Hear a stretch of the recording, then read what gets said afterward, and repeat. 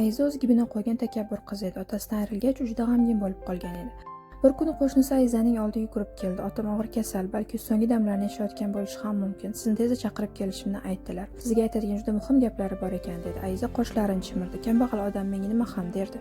Dadamning sizga aytadigan gaplari haqiqatda juda muhim ekan. Otangiz o'limidan oldin oltinlarni bir joyga ko'mib qo'ygan ekan. Uning qayerda ekanligini faqat otam bilar ekanlar. Siz ulg'ayguningizcha u oltinlar haqida gapirmaslikka va'da bergan ekanlar. Endi o'lishlari oldin tillari qayerdaligini sizga aytmoqchilar. Shoshiling dedi. Bu so'zlarni eshitgan Ayiza ularning faqirona uyi tomon chopib ketdi. Ammo juda kech bo'lgan edi.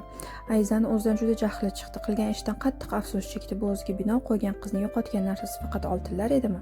Nima deb o'ylaysiz? Yo'q.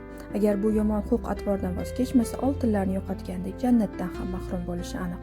Qarang, payg'ambarimiz sollallohu alayhi vasallam bunday toifa odamlarga nima deganlar? Qalbida zarracha kibri bo'lgan kimsa jannatga kirmaydi.